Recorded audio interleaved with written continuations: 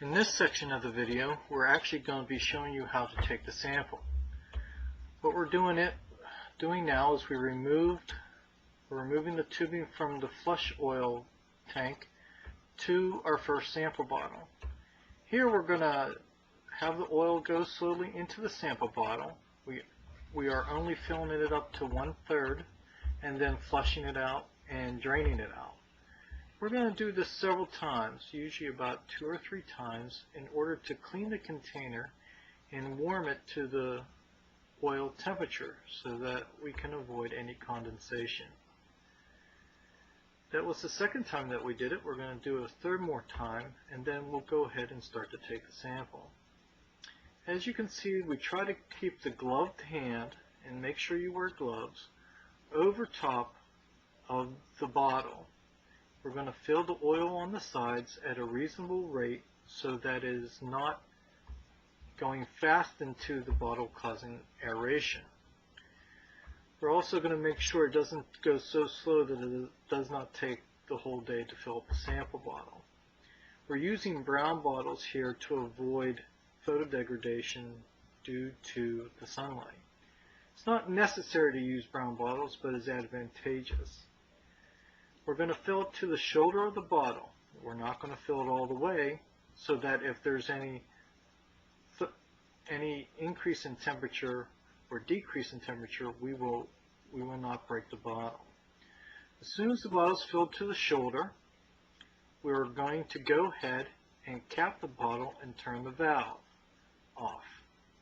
Does not mean we're going to start sampling. We're just turning the valve off so we don't waste any oil in the process.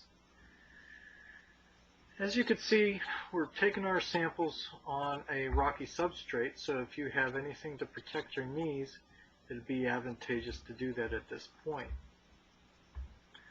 We've labeled the bottle, we're cleaning it off, and we're going to just put it out of the way while we go ahead and start taking our other samples. In this case, we want to make sure that we're taking enough sample for the testing that's being performed. So that should be checked prior to you sampling. For instance, a screen test will require a whole quart, or something like a PCB analysis will only require a little bit of sample. So it is imperative that you check how much volume you need before you take it. It is better to take too much oil than not enough.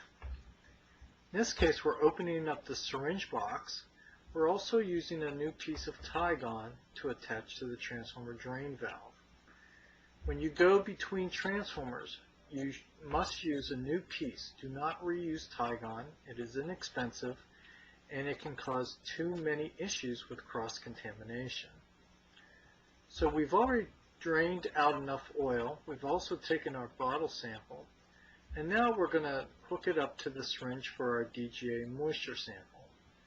That's what the syringes are best used for. Here we have a 3-way stopcock, and we're putting it in the open position so that when we open the drain valve, it's going to push the oil into the syringe. We're letting the plunger go down by itself. We're using the force of the oil to do that, and we'll regulate the control through the main drain valve. What we're doing here is that we push the stopcock in the closed position towards the tube. We are moving the plunger up and down, and then we're disposing of the oil that is in the syringe in order to prime the syringe for the sample and to remove any air bubbles.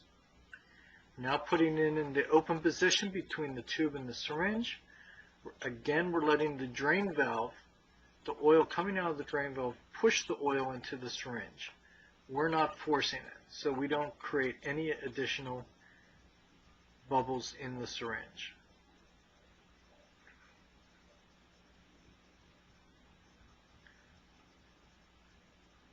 Okay, this is the second flushing of the syringe, and we may do it one more time depending on how many bubbles we have in the oil, or the next one may be our sample. It all depends. If there are too many bubbles in the oil that you can't clear them out right away, then you need to flush again and refill the syringe. If you're getting too many bubbles because the flow rate is too fast, then you need to reduce the flow rate. As you can see, the flow rate in this particular video is a good flow rate for filling the syringe. Not too fast and not too slow. Now we're not going to fill it all the way to the end because that is the area where the plunger meets the barrel. Instead, we're going to fill it up a little bit more than what we want, about to the 50 cc mark, and then we're going to push some oil out of the syringe to about the 45 cc mark, making sure we get any bubbles out of